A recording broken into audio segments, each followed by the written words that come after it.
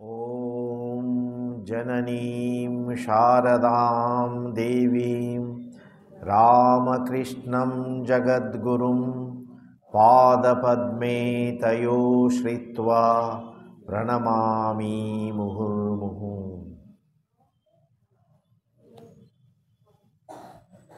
শ্রী শ্রী মায়ের কথা স্থানটা হচ্ছে জয়রামবাটি। অরূপানন্দ মহারাজের লেখা। একবার আশ্বিন মাসে দুর্গাপূজার সপ্তমীর দিন দুইটি যুবক ভক্ত শ্রী শ্রী মায়ের নিকট জয়রামবাটিতে উপস্থিত হইল। অষ্টমীর দিন তাহারা পদ্মফুল সংগ্রহ করিয়া মায়ের পায়ে অঞ্জলি দিল। তারপর একজন বলিল, মা, আমায় সন্ন্যাস দাও। অপরটিও তাহাতে যোগ দিল। মা একটু হাসিয়া বলিলেন, দৃষ্টি একটু অস্বাভাবিক। মায়ের দৃষ্টিটা এখানে একটু অস্বাভাবিক।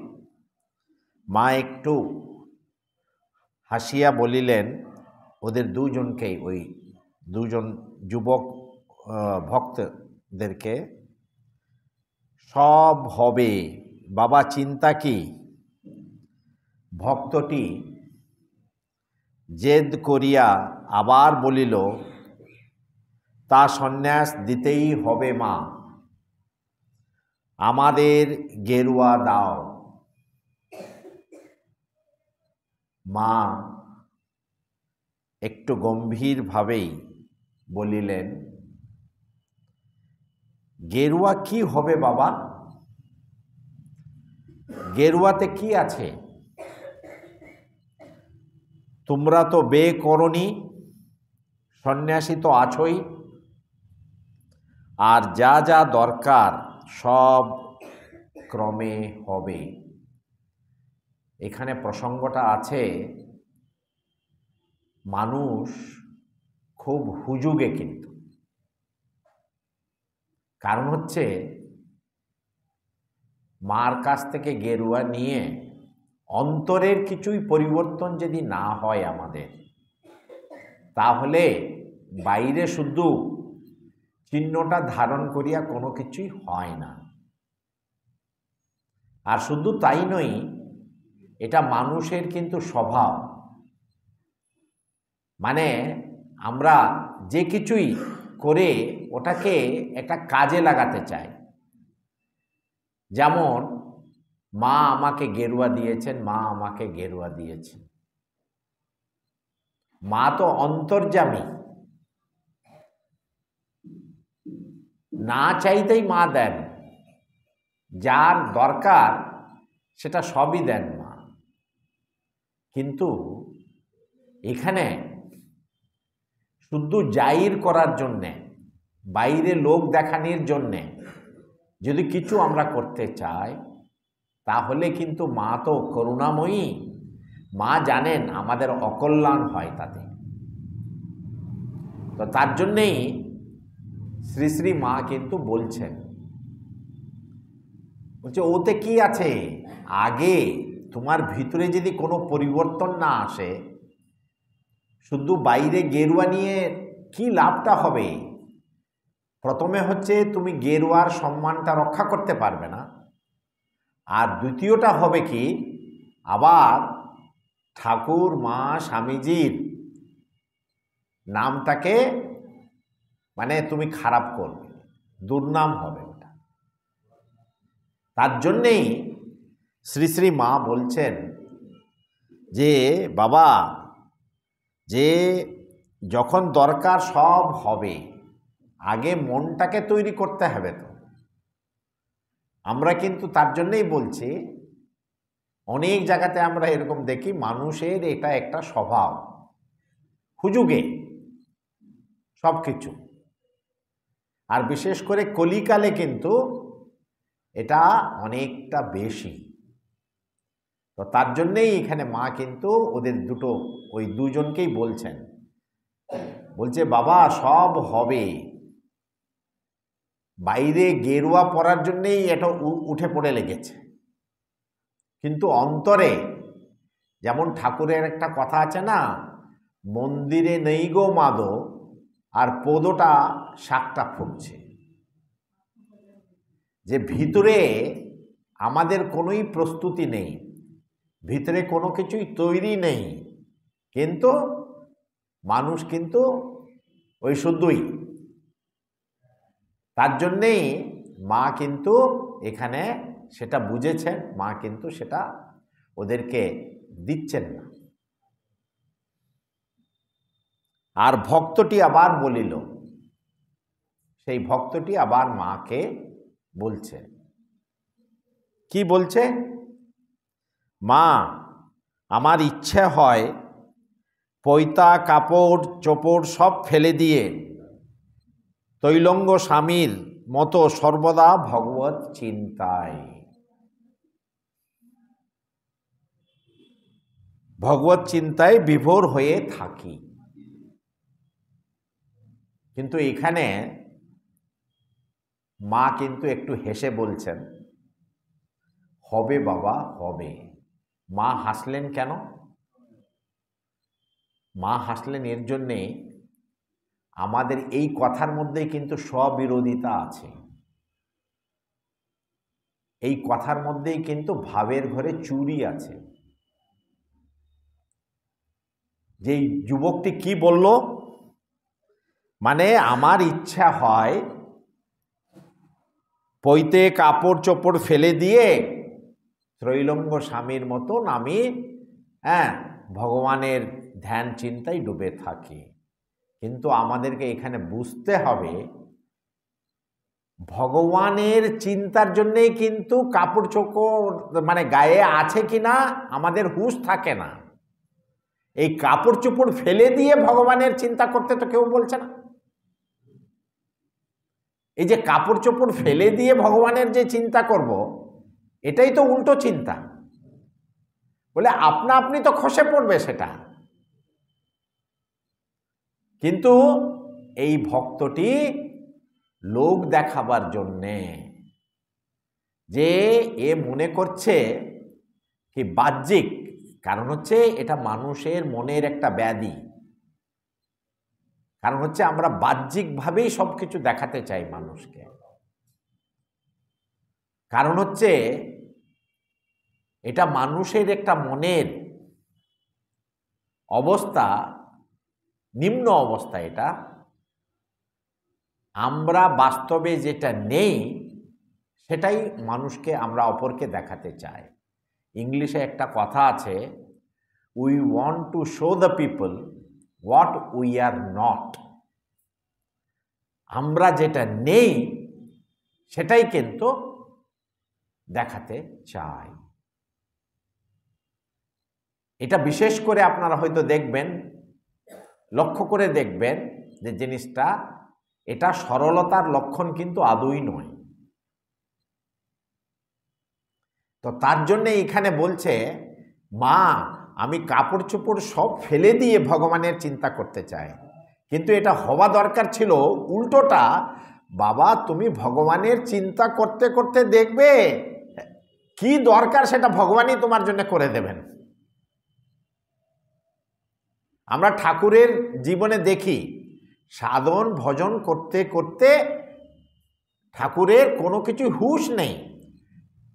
তুমি এমনি জোর জবরদস্তি করে পৈতেটা ফেলে দেবে কেন, কাপড় ফেলে দেবে কেন? আর ভগবানকে পাওয়ার কিন্তু এটা রাস্তা নয়, তাহলে এর দ্বারা কিন্তু অধর্ম হবে। তার জন্যেই মা ওদেরকে বলছেন, বাবা সব হবে, এই কাপড় চোপড় ফেলে দিয়ে পৈতে ফেলে দিয়ে যদি ভগবান পাওয়া যেত, তাহলে একটা মীরার ভজন আছে, সেই মীরার ভজন হচ্ছে, রোজ যদি চান করার দ্বারাই ভগবান পাওয়া যেত, যে মীরা বলছেন না, সাধন করনা চাইয়ে মনুয়া, ভজন করনা চাইয়ে, নিত না বন সে হরি মিলে তো জল জন্তু হয়। বলছে তাহলে তো মাছটা তো 24 ঘন্টায় তো চান করছে, জলজন্তুরা তো 24 ঘন্টায় চান করছে, তাহলে তো তাদেরকে ভগবান পাওয়া যাচ্ছে কি? তার জন্যেই এখানে সবসময় মানে যে কোনো জিনিস আধ্যাত্মিক মানে জগতে না মর্মার্থ বোঝার চেষ্টা করতে হয়, শব্দার্থ নয় কিন্তু মর্মার্থ।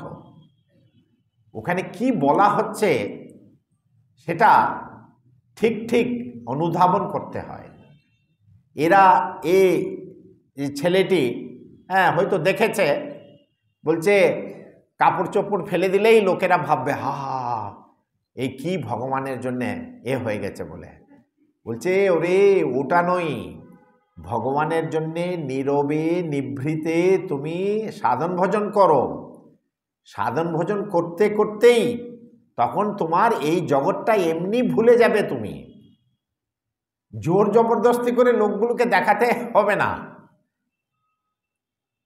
তার জন্যেই ঠাকুর বলছেন না যে একজন নাচানাচি করছে আবার বগলে কিন্তু কিছু রেখেছে,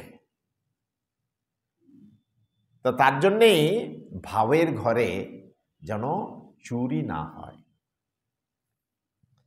তো মা হাসিয়া বলিলেন হবে বাবা হবে। কেন? মা মানে একবারেই মানে কটু কথা কাউকে বলতেন না জিনিসটা, আর কারো দোষটা মা দেখতেন না। তো তার জন্যেই আমরা হলে হয়তো মুখের উপরে বলে দিতাম, কিন্তু মা করুণাময়ী। কারণ হচ্ছে মা যদি আমাদেরকে আশ্রয় না দেয় তাহলে জগতে আর কোথায় আশ্রয় পাব? তো তার জন্যেই মা কত ধৈর্য ধরে, মা কত ধৈর্য ধরে সন্তানের, সব সন্তানের, নানান রকম সন্তান, তাদের মঙ্গল চাচ্ছেন। এবার ভক্তটি একটু অস্থিরভাবেই বলিতে লাগিল, মা দি ফেলে, পইতে কাপড় ফেলে দি। আবার সেই একই কথা বলছে, মাকে অস্থিরভাবে বলছে, মা তাহলে আমি ফেলে দিই, পইতে কাপড় সব ফেলে দিই। কেবল কথাই নহে কাজেও তাহাই করিতে যাইতেছে। মা তাহাতে একটু ব্যস্ত হইয়া বলিলেন, থাক থাক থাক না, থাক না, সময় হলে আপনি খসে যাবে। এটা হচ্ছে দামি কথা। সময় হলে সব কিছু আপনা আপনি হবে, জোর জবরদস্তি করে কিন্তু কিচ্ছু হবে না। এটাই হচ্ছে মানে মনটাকে প্রথমে তৈরি করতে হবে।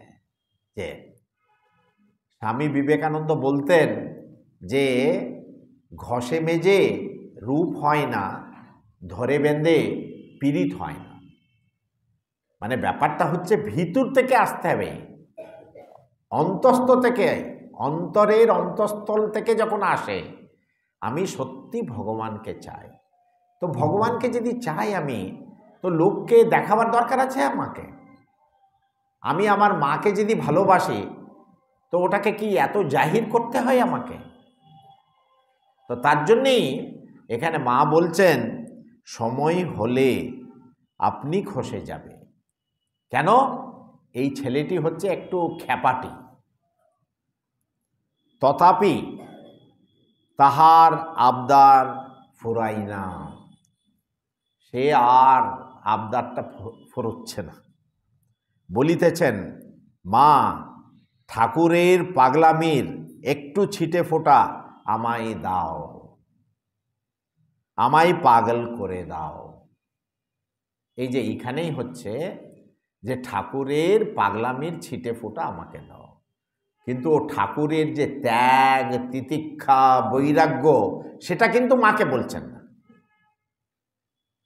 বলছে মাগো ঠাকুর হচ্ছেন ত্যাগের ঈশ্বর, তিনি ত্যাগীশ্বর। মা আমায় ঠাকুরের যে জীবনে যে ত্যাগ বৈরাগ্যটা আছে তার কিছুটা আমাকে দাও বলছে না, কিন্তু কি বলছে, শুধু বাহ্যিক জিনিসটা কি, ঠাকুরের ভগবানের জন্য পাগলামিটা হয়েছিল সেটা আমাকে একটু দাও বলে। এটা হচ্ছে মানে বাহ্যিকভাবে, যেমন চৈতন্য মহাপ্রভুর যে মহাদশা হতো, যে এইগুলো হতো, কিন্তু আমি অনেক বৈষ্ণব ভক্তদেরকে আমি নিজে দেখেছি যে জিনিসটা শুধু অনুকরণ করত, বাস্তবে কিন্তু জীবনটা পবিত্র আদৌ ছিল না। তার জন্যেই স্বামীজি আমাদেরকে আবার জাগাতে এসছেন, আর আবার বলছেন স্বামীজি, পরানুবাদ পরানুকরণ, সাবধান, পরানুবাদ পরানুকরণ, অনুকরণ করতে যাব না। কেন যাবে তুমি অনুকরণ করতে? তোমার ভিতরে যদি সত্যি সত্যি ভগবানের ভক্তিটা স্ফুরিত হয় তো সেটা আপনা আপনি দেখা যাবে, তোমাকে অত ব্যস্ত হতে হবে না। তার জন্যেই মাকে বলছে, এই খেপা ছেলেটি, আমাকে ঠাকুরের পাগলামির একটু ছিটে ফুটা আমায় দাও, আমায় পাগল করে দাও। আচ্ছা, ঠাকুরকে ভগবানকে নিলে কি মানুষ পাগল হয়? কিন্তু মা চুপচাপ আছেন। মা আবার বলছেন, করুণাময়ী মা, তার জন্যেই করুণা মাখা স্বরেই বলছেন, আবার বলিলেন, মা ভক্তি টক্তি, ওই ছেলেটি বলছে মাকে, ভক্তি টক্তি কিছুই দিচ্ছ না, ঠাকুরকে দেখাবে না। মানে ব্যাপারটা হচ্ছে কিচ্ছু সাধন ভজন করবে না, ভক্তি টক্তি কিছুই দিচ্ছ না। কিন্তু মা বলতেই পারতেন, বাবা তুমি সাধন ভজন না করলে কি করে হবে? আপনাদেরকে এই যে লাস্ট আমি যে পড়েছিলাম, ওখানে একটা মায়ের মস্ত বড় কথা আছে। মা কি বলছেন ওটা বলছি, এর আগেরই ঘটনা ওটা। এখানে মহারাজ মাকে বলছেন, একজন বড় ভক্ত মায়ের অনেক দিন ধরে সেবা করেছিল, কিন্তু ওরই অনেক গোলমাল হলো। তো মহারাজ মাকে জিজ্ঞেস করছেন, ইনিও তোমার এত সেবা করলেন, শেষে এই হলো? তার উত্তরে শ্রী শ্রী মা কিন্তু একটা মস্ত দামি কথা বলছেন। শ্রী শ্রী মা বলছেন, তা শাসন না থাকলে চলবে কেন? ভালো হবে কি করে? মানে ব্যাপারটা হচ্ছে জীবনে কোনোই শৃঙ্খলা নেই, শাসন নয়। এখানে মা বলছেন, শাসন না থাকলে চলবে কেন? আমি কোনো জপ ধ্যান করব না, কোনো কিছু করব না, ত্যাগ বৈরাগ্য তিতিক্ষা কিছু করব না, তাহলে চলবে কেন?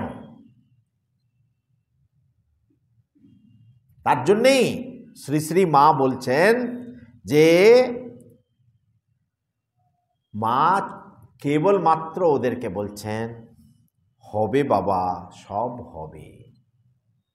মা বলেছেন অপ্রিয় সত্যটা বলতে নেই। এখানে কিন্তু আমরাও দেখতে পাই মা করুণাময়ী যে অপ্রিয় সত্যটা বলছেন না, বাবা হবে হবে যে জিনিসটা। কিন্তু ছেলেটি একবারও বোঝার চেষ্টা করছে না, বলছে বাবা সাধন ভজন যে করতে হবে তোমাকে, সাধন ভজন যদি না করো, শুধুই আবদার। তো তার জন্যেই এটা আমাদের সকলকেই মনে রাখতে হবে। আজকে এই মায়ের জীবনী নিয়ে আমরা অনুধ্যান করছি, যে অনুধ্যান করে আমরা কি নেব মায়ের জীবন থেকে? মায়ের জীবন থেকে এটাই নেব যে আমি অনেকবার আপনাদেরকে বলেছি যে মায়ের জীবনটা এক বাক্যে যদি বলতে হয় সেটা হচ্ছে নীরব সাধনা। নীরবে, নিভৃতে, নিশীতে, নিরন্তর নিরলসভাবে সাধনা। আর যারা মাকে নেবে, এই পাঁচখানা নি বললাম আমি, পাঁচখানা নি দিয়ে শুরু হচ্ছে, কিন্তু মনে রাখতে হবে এটা হচ্ছে যে সারে গম পদনিষের নি হচ্ছে সবথেকে উঁচু স্বর, এটা সবথেকে উঁচু, কিন্তু নীরবে, নিভৃতে, নিশীতে চুপচাপ করতে হবে। আমাদের মায়ের জীবন হচ্ছে এত গভীর জীবন, বাইরে থেকে বোঝার কোনো নেই। আর মা নিজেই জানেন মানে আমাদেরকে স্নেহটা দিতে এসছেন, কিন্তু তার সঙ্গে সঙ্গে সন্তানের মঙ্গল চাই মা। তো তার জন্যই ধাপে ধাপে সকলকেই উপরে তুলতে চাচ্ছেন। তার জন্যে এই কথাগুলো, মায়ের কথাগুলো আমরা পড়লে বুঝতে পারবো যে মা আমাদের মঙ্গল চাচ্ছেন, কিন্তু আমাদেরকেও কিন্তু তৈরি হতে হবে ওইভাবে। এখানে অন্য আরেকটা প্রসঙ্গ আছে। মধ্যাহ্নে সকলে প্রসাদ পাইতেছেন, পায়েস খাইয়া ভক্তটি বলিয়া উঠিল। এটা অন্য ভক্ত। এখানে পায়েসটা খাইয়া ভক্তটি বলিয়া উঠিল, মা এ কি পায়েস রেঁধেছ? ভক্তটি বলছে মাকে, এ কি পায়েসটা রেঁধেছ, মানে আদৌ ভালো হয়নি, একটু ভালো হয়নি। সে ছেলেটি বলছে, ভক্তটি। মা হাসিয়া বলিলেন, কি করব বাবা, এখানে দুধ তেমন পাওয়া যায় না। বলছে পায়েসটা ভালো হয়নি, কি করব বাবা, এখানে দুধটা তেমন পাওয়া যায়নি। কেদারের মা নিকটে ছিলেন। কেদারের মা ওখানে জাস্ট মায়ের পাশেই। তিনি বলিলেন, বেশ তো বাবা, তোমরা সব ছেলে আছো, খুব করে জিনিসপত্র এনে দিও, মা ভালো করে খাওয়াবেন। মাকে আমরা শুধু বললাম হয়নি, কিন্তু জিনিসপত্র দেবে কে? তার দিকে কিন্তু হুঁশ নেই। তার জন্যেই ঠাকুরের সন্ন্যাসী শিষ্যরা যখন জয়রামবাটি যখন তখন যেতেন না, মা থাকলেও। কারণ হচ্ছে মায়ের অসুবিধা হবে বলে। কারণ হচ্ছে আমরা কোনো মাকে জিনিসপত্র না দিলে মা রান্না করবেন কি করে? কিন্তু এই ভক্তটি এমন ভক্ত,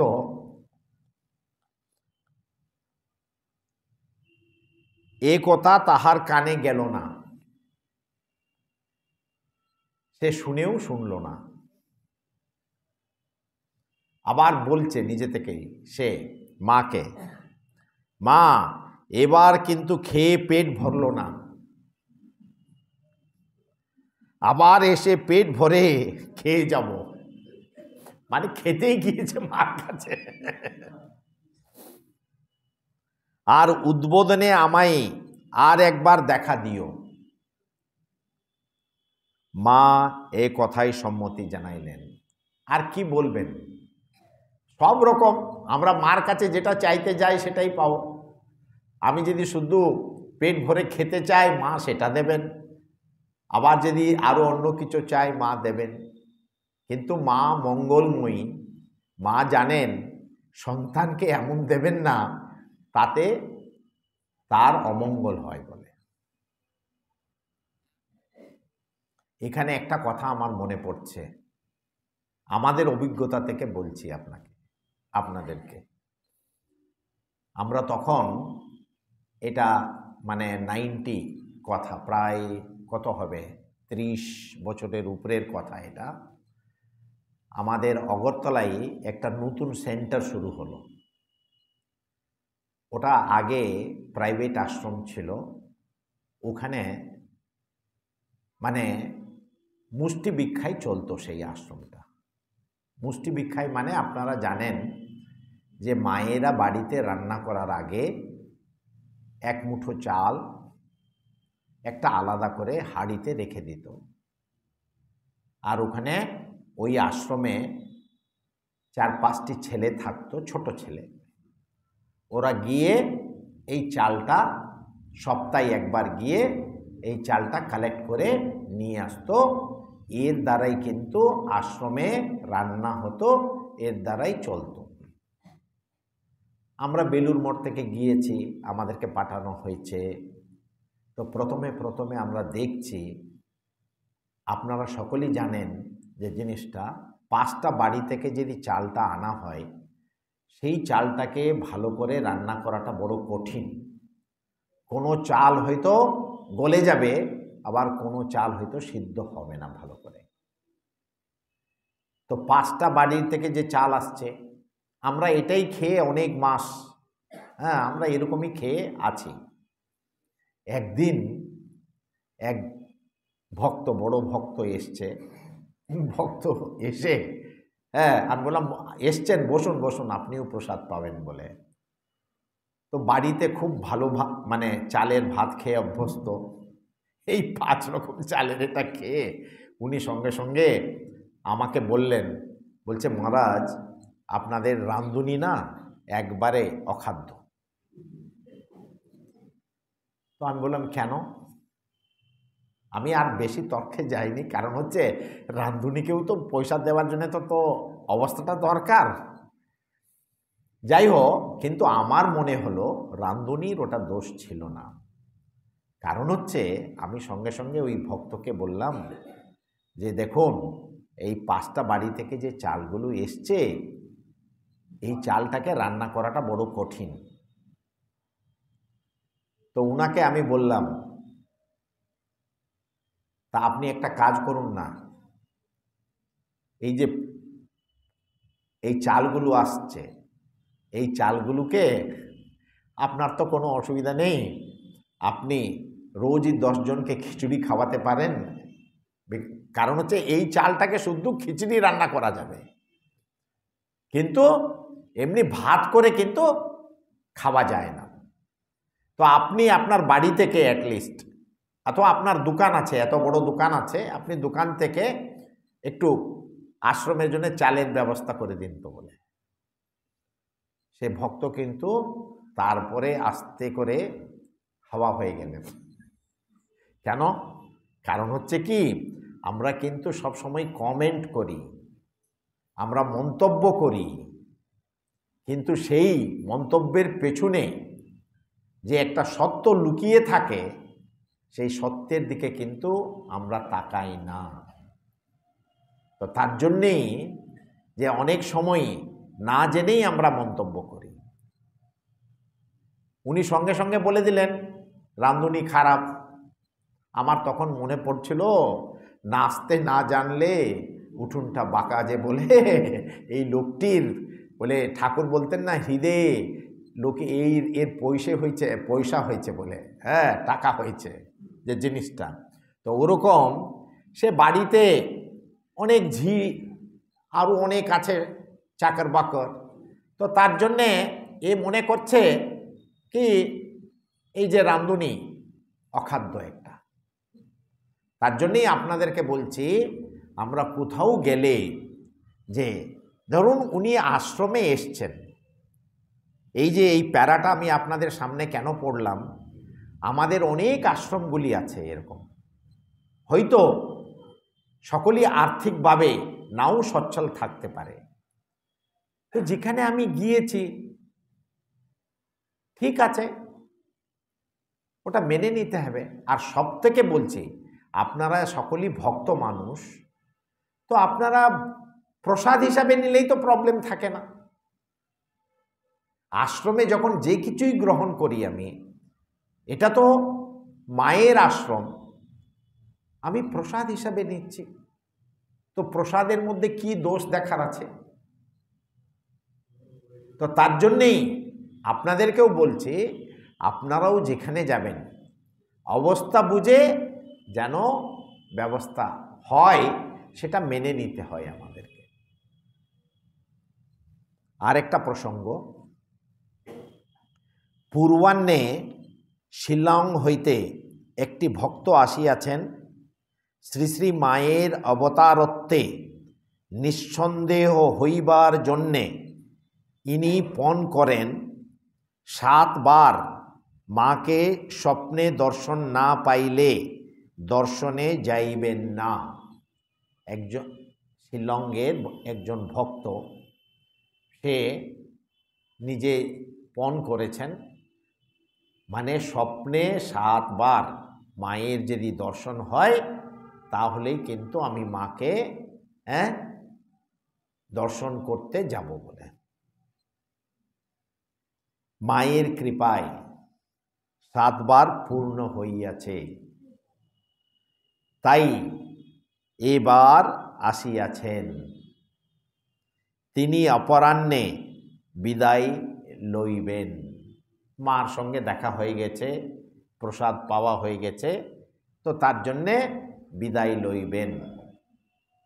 মাকে প্রণাম করিয়া বলিলেন, মা আসি তবে, আর কি কোনো দরকার আছে?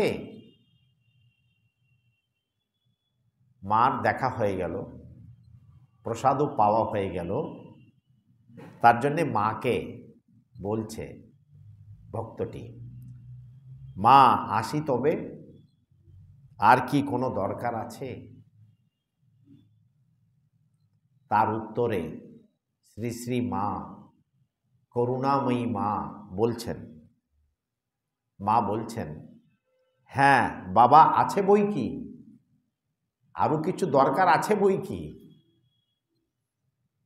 দীক্ষাটা নিয়েই যেও। শ্রী শ্রী মা বলছেন, স্বপ্নে 7 বার দেখা হয়েছে, তার অর্থটা এ নয় কি তোমার সব কিছু হয়ে গেছে। আরো অন্য জায়গায় আছে, বইতেই আপনারা দেখতে পাবেন, দীক্ষা না হলে শরীর এবং মনটা শুদ্ধ হয় না। তো তার জন্যেই মা দয়া করে, করুণা করে মনে করিয়ে দিচ্ছেন। দেখুন, আপনাদের সামনে যে প্রসঙ্গটা আমি যে তুলে ধরলাম, একটা ভক্ত জোর করে মা আমাকে দাও দাও দাও বলছেন, কিন্তু মা বলছেন হবে হবে হবে। আর এখানে কিন্তু মা করুণা করে, সে জানে না, কিন্তু মা করুণা করে ওকে বলছেন, বাবা দীক্ষা নিয়ে যেও। ভক্ত তার উত্তরে বলছেন, তা বাগবাজারেই হবে মা। মানে মা তো এখন জয়রামবাটিতে আছেন, তো ভক্ত বলছেন বাগবাজারেই হবে। তার উত্তরে শ্রী শ্রী মা বলছেন, না বাবা, ওটা হয়েই যাক, আজই না হয়ে যাক, আজই না হয় হবে। মা বলছেন আজকেই হয়ে যাক। তার উত্তরে ভক্ত বলছেন, প্রসাদ পেলুম যে। ভক্ত প্রসাদ পেয়েছে, ভক্ত প্রসাদ পেয়েছে। তার উত্তরে শ্রী শ্রী মা বলছেন, ওতে দোষ হবে না। দেখুন, মা যদি কৃপা করতে চান আর তারপরে দীক্ষা গ্রহণ করিয়া তিনি বিদায় লইলেন। এখানে আমার বলার উদ্দেশ্যটা হচ্ছে, যার পেটে যেটা সয় মা সব সময় সেটা দেয়, এটা বিশ্বাস যেন আমাদের থাকে। আর এটাও আমরা যেন মনে না করি যে স্বপ্নে কিছু দেখে নিয়েছি, তাতে একবারে লাফিয়ে উঠলাম আমি, আমার সব কিছু হয়ে গেছে, তাও নয়। কিন্তু তো তার জন্যেই এই যে আধ্যাত্মিক পথে আস্তে আস্তে ভগবানকে যাকে নিয়েছি, তোমারই করে আছি জীবনের ধ্রুবতারা বলে এই সম্পর্ক ভগবানের সঙ্গে আমাদের যে সম্পর্ক, এটা হচ্ছে চিরস্থায়ী, শাশ্বত এটা আমাদের সম্পর্ক। তো তার জন্যেই ওটাকে খুঁজে বার করা, এর জন্যেই মা কিন্তু একবারেই আমাদের যেটা মঙ্গল দরকার সেটাই মা এখানে করছেন। আবার ওই খেপাটি ছেলের ব্যাপারে এখানে উল্লেখিত আছে, সেটা পাঠ করছি আমি। জয়রামবাটি হইতে বাড়ি আসিয়া পূর্বোক্ত খেপা ভক্তটির মনোভাবে ক্রমশ খুব পরিবর্তন হইতে চলিয়াছে। সেই খেপাটি ভক্তের কথাটা আবার এখানে উত্থাপন করা হয়েছে। ঠাকুরের দর্শনের জন্যে সে অস্থির। শ্রী শ্রী মা ইচ্ছা করিলেই ঠাকুরকে দর্শন করাইতে পারেন, অথচ দেখাইতেছেন না, এই বিশ্বাসে তাহার মনে বড় অভিমান হইয়াছে। অত্যন্ত বিরক্তিভাবেই সে পুনরায় জয়রামবাটি গিয়া মাকে বলিল, মা, ঠাকুরকে দেখাবে না? তার উত্তরে মা স্নেহ মাখা স্বরে বলিলেন, হবে বাবা, কেন ব্যস্ত হচ্ছ? তাহার আর সহ্য হইল না, ক্ষুব্ধ হইয়া বলিল, কেবল ফাঁকি দিচ্ছ, এই নাও তোমার জপের মালা, আমি আর কিছুই চাই নে, এবং জপের মালা মায়ের দিকে ছুড়িয়া দিল। মা বলিলেন, আচ্ছা থাক, ঠাকুরের ছেলে হয়ে থাক। সে কিন্তু আর অপেক্ষা করিল না, চলিয়া গেল। কলপাড়া মঠে তাহার মালা গচ্ছিত রইল। ইহার পর ভক্তটি রীতিমতো পাগল হল। সব মহারাজ দিগকে গালাগালি দিয়া পত্রাদি লিখিত, শ্রী মাকেও কটূক্তিপূর্ণ পত্র লিখিত। তাহার নানা উৎপাতের জন্যে সে মারু খাইয়াছিল। এই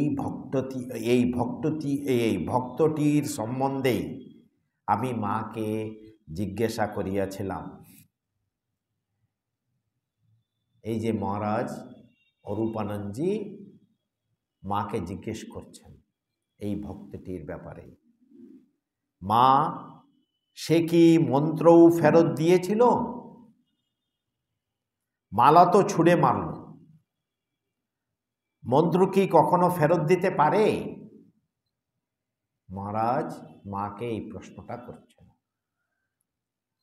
তার উত্তরে শ্রী শ্রী মা বলছেন, তা কি কখনো হয়? এ সজীব মন্ত্র, ও কি ফেরত হয়? যে মন্ত্র একবার পেয়েছে, মহামন্ত্র। আপনাদের সকলকেও মনে রাখতে হয় যে মা নিজের মুখে বলছেন সজীব মন্ত্র আর মহামন্ত্র, যার দ্বারা এই ভবসাগর আমরা পার হবই, এর মধ্যে আর কোনোই সন্দেহ নাই। সন্দেহ যদি কিছু থাকে সেটা হচ্ছে আমার মনের সীমাবদ্ধতা, আমার মনের দুর্বলতা। গুরু যখন দীক্ষা দিয়েছেন সব কিছু দিয়ে দিয়েছেন। তার জন্যেই এটা আমাদেরকে উপলব্ধি করতে হবে সেই জিনিসটা। আবার মহারাজ কিন্তু মাকে জিজ্ঞেস করছেন, অরূপানন্দজি মাকে জিজ্ঞেস করছেন, মা কেন এমন হয়? এই যে আপনাদেরকে আমি বললাম, আগেই আমি শুরুতেই বলেছিলাম, অনেক সময় যখন বাহ্যিক জিনিসটা নিয়ে আমরা বেশি মাতামাতি করি তখন কিন্তু অন্তরের জিনিসগুলো আমরা সব ভুলে যাই। কারণ হচ্ছে ঠাকুরের যে ভগবানের প্রতি ওনার একটা যে ভাব, সেটা কিন্তু তার পেছনে কিন্তু কঠোর ত্যাগ বৈরাগ্য আছে, সেটা কিন্তু আমরা লক্ষ্য করছি না। আমরা সেটা কিন্তু লক্ষ্য করছি না। তো তার জন্যেই যে ওই কঠোর ত্যাগ বৈরাগ্য যদি না থাকে,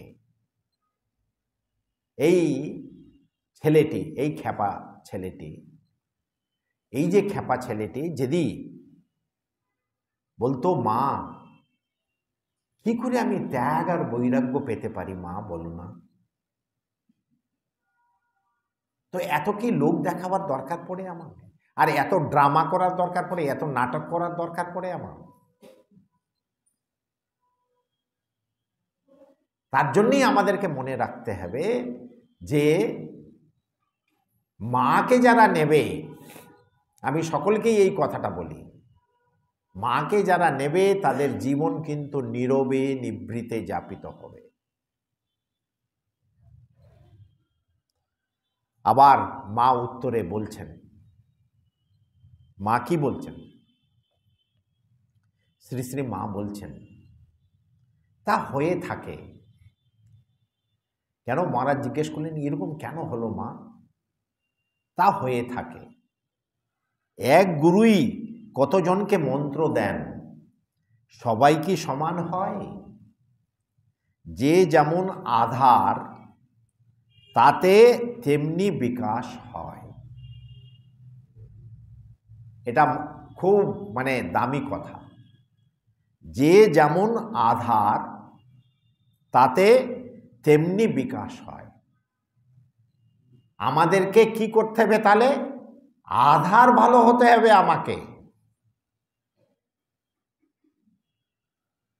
এই হচ্ছে মূল কথা। আধ্যাত্মিক জীবনের মূল কথাটা হচ্ছে আমি ঠাকুরের হাতের কি করে যোগ্য যন্ত্র হতে পারি, কি করে ঠাকুরের কাছে আমি যোগ্য আধার হতে পারি। যখন আমরা এটা নিয়ে চিন্তা করি তখন তীরটা কিন্তু আমার দিকে চলে আসছে। কিন্তু এই যে এমন আমরা আঙ্গুল দেখাই, 3টে আঙ্গুল কিন্তু আমার দিকে আছে, একটা আঙ্গুল কিন্তু শুধু ওই দিকে আছে। তো তার জন্যেই যে আপ ভলা তো জগ ভালা, যে তুমি ভালো, তো তুমি যদি ভালো না হও তাহলে তোমাকে কেউ ভালো করতে পারবে না। মা বলছেন, ও জয়রামবাটিতে বললে, এখন মা বলছেন, ও জয়রামবাটিতে ওই খ্যাপা ছেলেটি বলেছিল, সে তার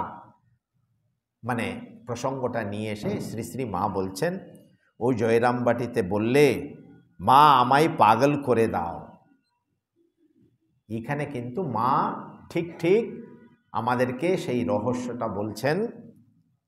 আমি বললুম, শ্রী শ্রী মা বললেন, সেই ভক্তটি যখন বলল আমাকে পাগল করে দেও মা, তার উত্তরে মা বললেন, কি বললেন? আমি বললুম, পাগল হবে কেন? অনেক পাপ না হলে কি পাগল হয়? মা বলছেন, পাগল হবে কেন তুমি?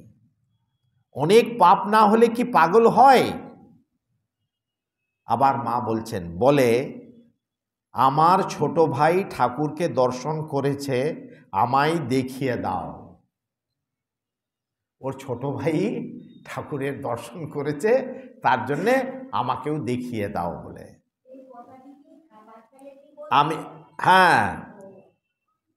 আমি বললুম, সাদা চোখে কে কবে দেখেছো? মা বলছেন, এই চর্ম চোখে, সাদা চোখে কে কখন দেখেছে? তবে চোখ বুজে দেখতে পারে, চোখ বুঝলেও ছবি মনে পড়ে না। মা বলছেন, চোখ বুঝে হয়তো দেখতে পারে, কিন্তু ছবিটা মনে পড়ে না সব সময়। ছেলে মানুষ, হয়তো তাই দেখে ভাবছে ঠাকুর দেখেছি। বললুম, আবার শ্রী শ্রী মা ওই খেপা ছেলেটিকে বলছেন, বললুম, তা তুমিও সাধন ভজন করো। এই হচ্ছে আসল কথাটা। মা বলছেন, তা তুমিও সাধন ভজন করো, তাকে প্রার্থনা করো, তোমারও দর্শন হবে। মানুষ আপন মনে জানতে পারে সে কতদূর এগিয়েছে, কতদূর জ্ঞান চৈতন্য হয়েছে। অন্তরে অন্তরে বুঝতে পারে যে কতদূর তার ঈশ্বর লাভ হয়েছে। নতুবা সাদা চোখে কে দেখেছে?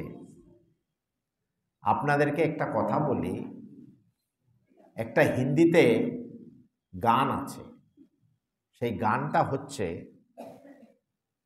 তোরা মন दर्पण कहलाए, भले बुरे कर्मों को देखे और दिखलाए। এর অর্থটা হচ্ছে, এই গানের মানে মূল অর্থটা, তোমার মনই হচ্ছে একটা দর্পণ, আয়না। মহামায়া তোমার ভিতরে একটা দর্পণ রেখে দিয়েছেন, রেখে দিয়ে ওই দর্পণটা কি করছে? এই দর্পণটা ভালো মন্দ তুমি যে করছো দেখছে, আবার তোমাকে দেখাচ্ছে। তো তার জন্যেই এটা মনে রাখতে হবে, ভালো মন্দটা তুমি যে করছো, এই মনটা কিন্তু তোমাকে দেখাচ্ছে, তুমি ফাঁকি দিতে পারবে না। আবার দেখেও বটে, দেখাচ্ছেও বটে সে। আর এই কথাটাই এখানে মা বলছেন, আমাদের জীবনে আমরা কত দূর এগিয়ে গিয়েছি সেটা সকলেই নিজের নিজের মনে জানে সেটা। তো তার জন্যেই মা বলছেন যে শুদ্ধ ভাবের আবেগে সঙ্গে সঙ্গে এসে আমাকে এখনই ঠাকুরকে দেখিয়ে দাও বললে সেটা হবে না, হবেও না কোনোদিন। তো তার জন্যেই মানে আমাদের উপনিষদ বলছে, চরেই বইতি চরেই বইতি, বলছে যে এগিয়ে যাও আস্তে আস্তে। ঠাকুর যেমন কথামৃতে বলেছিলেন যে কাঠ কাটার যে লোককে বলছে, বাবা তুমি এগিয়ে যাও। তো প্রথমে দেখলো চন্দন কাঠ পেল, তারপরে রূপোর খনি পেল, তারপরে আরও আস্তে আস্তে অনেক কিছু পেল। তো তার জন্যেই বলছি যে ধৈর্য ধরে, শ্রী শ্রী মা বলছেন ধৈর্যের মতন সহ্য গুণ নেই, মানে সহ্য গুণের মতন, মানে এই ধৈর্য অথবা সহ্য এই গুণটা যে মানুষের আছে, এর সমান অন্য কোনো গুণই নেই। তো তার জন্যেই এই যে এত কিছু আমরা যে এখানে পড়লাম, মা একটা জায়গাতেও কিন্তু কোনোই মন্তব্য করেনি যে মালাটা ছুঁড়ে ফেলে দিয়েছে। মালাটা ছুঁড়ে ফেলে দিলেও করুণাময়ী মা কিন্তু কি বলছেন? করুণাময়ী বলছেন যে, বলছেন আচ্ছা থাক, ঠাকুরের ছেলে হয়ে থাকো। ঠাকুরের ছেলে হয়ে থাকো। এতখানি মায়ের দয়া। মা কোনোদিনও বলেননি। আমরা হলে হয়তো রেগে গিয়ে আমরা হয়তো বলে দিতাম, যখন তোমার হয়তো বিশ্বাস নেই, কিচ্ছু নেই এখানে, তাহলে আসো কেন তুমি? কিন্তু মা জানেন, আমি যদি আশ্রয় না দিই তাহলে এই বিশ্ব ব্রহ্মাণ্ডে ও আশ্রয়টা পাবে কোথায়?